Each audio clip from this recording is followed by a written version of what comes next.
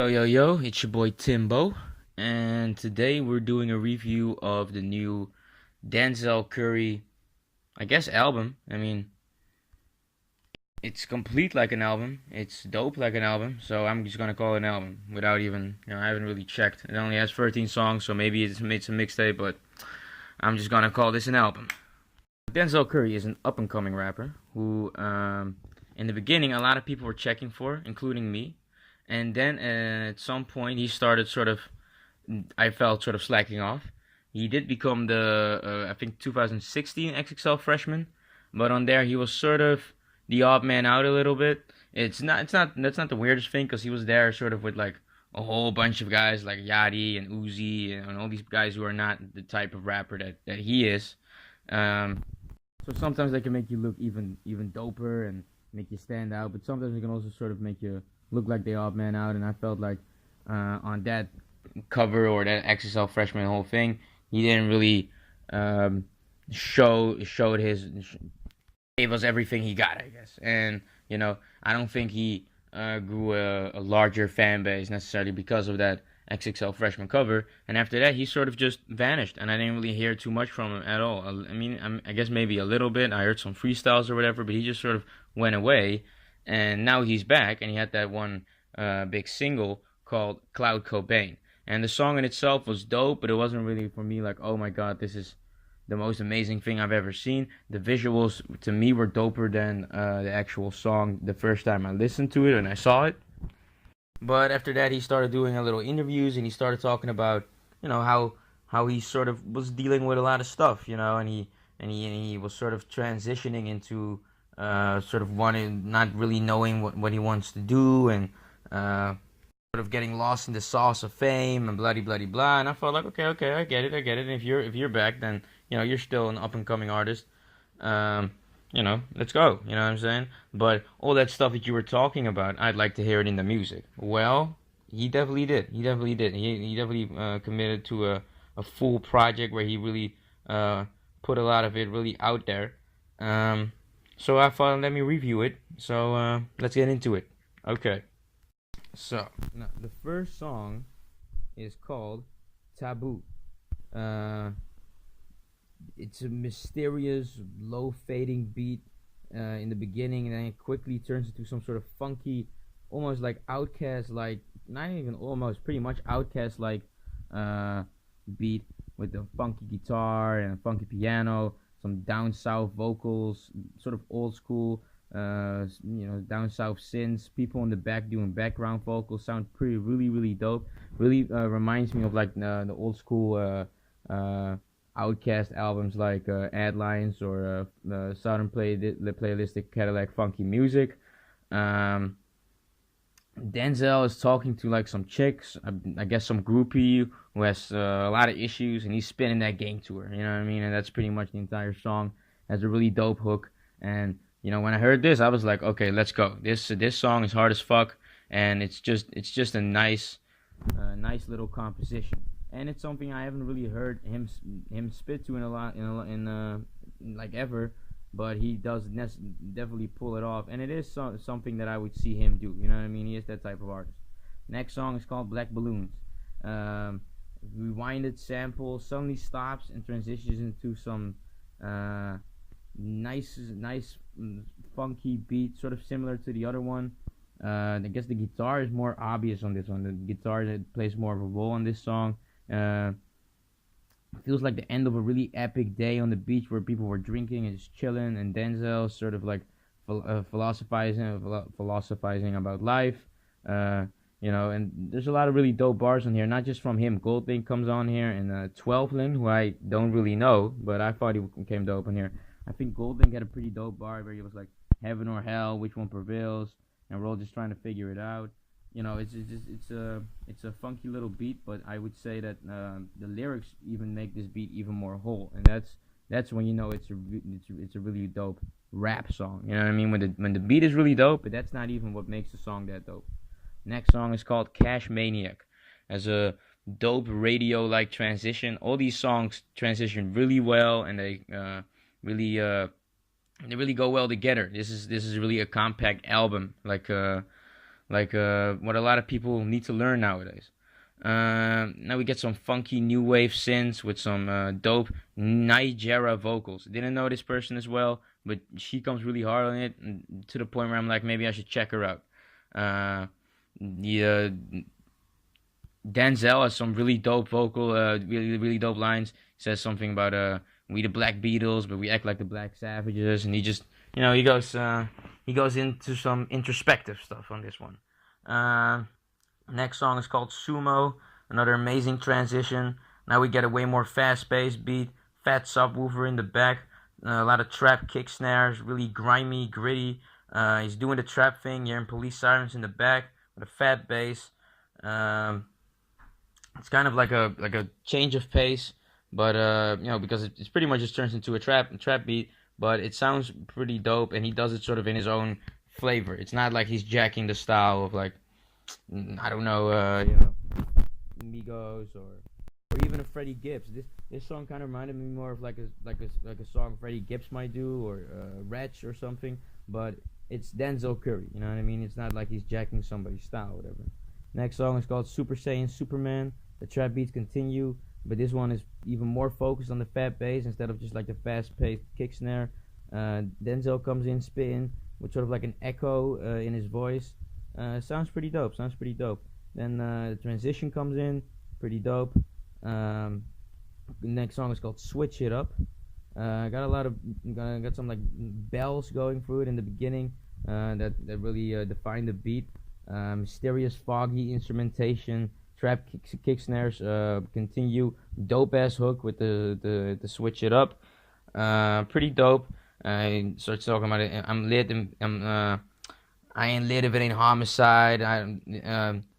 It ain't lit if it's not homicide. I don't commit. Blah blah blah blah blah. He's just talking his shit on this one. Next song is called Mad I Got It. Emotional piano in the beginning. Trappy kick snares continue. Sitting in your hood, sipping tea. Blah blah. Cool hook. So sort of does some sort of like Erykah Badu type vocals on here. Something about like she got my lady. Cause I drop knowledge, bloody bloody blah. Talking about chicks, niggas that's scheming on his downfall. Transitions halfway into the song into a more fast-paced, chaotic beat. Talking just some hood shit, pretty much. Makes it less trap here, but even more grimy and more gritty halfway through the song. Then next song calls in Sirens. Fading away vocals coming in. Starts talking about Don't Let Me Down. Even more of a fast-paced kick snare in here. Repetitive piano, but it sounds dope. Denzel spitting on a very fast-paced speed like he didn't do before. Talking about America and all the bullshit and the stand your ground laws. I mean, he's from Florida, so there's not a lot of rappers coming from Florida really talking that knowledge stuff. There are, but there's not that much. And it's pretty much the most crazy place in America almost, and also sort of like the most crazy laws, including one of those stand your ground laws. So I like that he at least is talking about that type of stuff. Of course, really dope j.i.d feature. I don't even really know this guy. I just keep hearing from people how dope he is. I still need to check out that album. I might review it, even though I'm very late. But if it's really dope, I might do it. Why not? He almost sounds like a young Kendrick Lamar on this one. And after that, Denzel comes in and spits maybe his best verse on the album.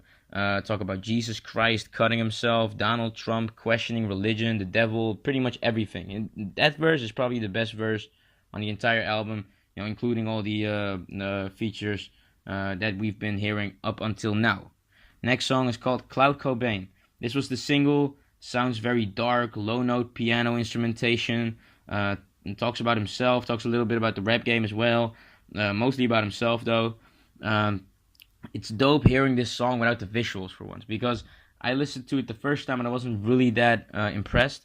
I still don't think this is the best song on the album or whatever, but I started to listen to it more without the visuals, which a lot of times is good if you want to listen to a song, because the video was really the big thing about this song, and if you just listen to the song itself, you can hear that it stands on its own, which is, of course, important and dope. Pretty good Denzel vocals on here. He does that in the album, but not that much. On this one, you really focus on it more. Sounds dope. He talks about I just want to feel myself. You want to kill myself. Just talking about the hate around him, blah blah blah. That's a lot. That's like a reoccurring topic on this one. Uh, all the big topics that he talks about on this album come back on this song. So I think that that's a big reason why he made it the single, because everything that you hear on this album, you pretty much hear in this song. At the end of the song, you hear some auto-tune version of him, which was kind of I didn't expect it, but it's like the last 4 or 5 seconds, 4 or 5 seconds. Whatever, dope or whatever. Next song is called The Blackest Balloon. The same piano instrumentation as the last one, but sort of like it sounds super grimy, and it follows up nice from the other songs, but this one sounds even more dirty and dark and twisted. And then you hear like him doing the ooh ooh, you hear Lil Pump always talking about and doing that, ooh ooh scat it ooh screw. He pretty much does that on here a little bit. He doesn't say scat it, of course, but like he does the ooh ooh, goes through the entire song. The beat becomes more interesting through the song with a fat subwoofer coming back. You hear that a little bit in the beginning of the album, but it sort of faded away a little bit. Now it's back. Uh, Comes in the song and starts spitting, of course, like always. Even though he does do I think he does sort of imitate the new wave a little bit on this song. Next song is called Perks. Again, fat ass subwoofer continues while sort of like video game like synths go through the song. Sounds pretty damn dope. Starts talking about all the shit you would think he spits. You would think he would spit about on CLOUT COBAIN. Shitting on rappers, the industry, saying fuck perks and all this drug shit, and high energy spin. High energy spin. You would always call it screaming. Doesn't want to be signed like a slave. Like he's really on his all the shit you would think about. He would spit on CLOUT COBAIN pretty much. All the fuck everything that's going on right now, and I'm the truth type shit. Next song is called Vengeance. Starts off, the transition. I'm just gonna stop talking about transitions. They're dope as fuck the whole way through. This is a continuous compact album. So it starts off with the fucking fat ass subwoofer, continues turned up to the max. The fucking chaotic instrumentation is. You got some background vocals going on, but they're almost impossible to hear because of the super turned up beat. Very grungy, gritty. Denzel Curry does continue to, high volume spitting, I guess, or you can call it screaming or whatever. GBG Mafia comes in here, and Zillakami come in here as well, and they're dope. They both come in really dope, and also really finish the song off better with them on it. You know what I mean? They make it better by being on it. At the end, all of a sudden, it becomes way more lighthearted. You hear some acoustic instrumentation, sort of like Isley Brothers-like vocals. To me, it sounded pretty dope, but it was sort of unexpected. Then the last song comes in. You hear some guitars. You hear Denzel saying, like, finish it, dance. Like, he's like, this is the end of the album. You got to come in correct right now. You know what I mean? Lots of transitions. You hear dark piano, subwoofer in the back crying, synths in the back. Denzel still pissed, still very high paced. Like I said, lots of transitions, monotone subwoofer beats going in, grungy rock and grungy stock television vocals going in there. Almost make the song more of a almost like a visual art form, almost more than an actual song. I don't really know if I would listen to it more, but it's definitely a dope end to the song, and then it just stops. Bam. And that's the entire album. And what do we think? I personally thought it sounded super fucking dope. Maybe even album of the year type dope. Like I said, this is an album, man. It sounds like one big thing that was made in like a couple of days almost. I don't know how long he took when making it, but it sounds like something that he just sort of like loosely fucking spit out and put together, and it was done in such a short period of time that it just all came together pretty nicely, and he was just in a sort of a vibe. It's not the same type of album the whole way through. I saw it was like a part 1, a part 2, and a part 3. It does make sense because in the beginning it's way more lighthearted, it's way more funky, it's way more outcasty, you know what I mean? And then it becomes way more trappy and more gritty and dark, but still sort of like on some hood shit and on some hip hop shit, some trap shit. And then later on in the last couple of songs, it just about that. It just becomes almost like a like heavy metalish almost. Like it becomes very grungy, very gritty. I don't want to say emo-y, but it does definitely have some emo-like vocals way in the end. Very rockish, you know what I mean? And it shows you that he's a very diverse artist. I would like to hear what kind of influences he took from people to make this whole thing come together. You know what I mean? It's definitely a Denzel we haven't heard yet, even though we haven't heard that much anyway. So that's not the craziest thing. But you know, it's it's not everything. I don't feel like I've heard everything yet from Denzel, and I still want to see the progress. And a lot of these songs, I feel like he could have said more. I feel like he could have brought us. This is the type of album where I'm like, yo, I want to hear you spit your heart out. You know what I mean? And even though he did that, he doesn't do that on all the songs. He doesn't. A lot of songs he just sort of does his, talking tough shit and just like, you know, how he doesn't trust people and a lot about chicks. And there's also a lot of talking about just philosophy type shit and just thinking about the world and America and blah blah blah blah.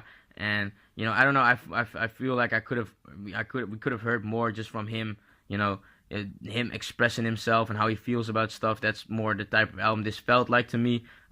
Even though he did that, I don't know if I heard enough of it, but except for that, really dope. Something we haven't heard before, especially this year. And I feel like he's sort of making his own sound almost on this album. It sounds different from everything I've heard yet, almost. Someone even at the end might say that it sort of sounds almost like a Death Grips album a little bit at the end, almost. Really dope. Also, really dope features put together very nicely. I wonder who he has with him. He talks about not wanting to be signed. So if it's just him putting all of this together, that makes it even more impressive. I'm giving this a fat A+. I'm not giving it a 9 yet. That's really you know what I mean. You gotta be really dope to get a 9 or whatever. But this is really dope, and especially for someone who's so early on in his career. So I'm definitely gonna check everything out that he keeps coming with, just to see the progression and see where he's going with. Because this guy seems like someone who wants to just redevelop himself, and who is open for all types of music, and wants to actually talk some shit on there, and doesn't just want to talk about chicks, and doesn't just want to make funky music. Also just wants to develop himself through his music. Now, what do you guys think? Do you guys think this shit is super fucking crazy like me, and think that I should have rated it even higher, and it's a classic album already? Or do you guys think that this is just sort of pretentious and not as dope as I think it is, and I'm sort of giving this guy way too much props? Let me know. Like, comment, subscribe. Peace.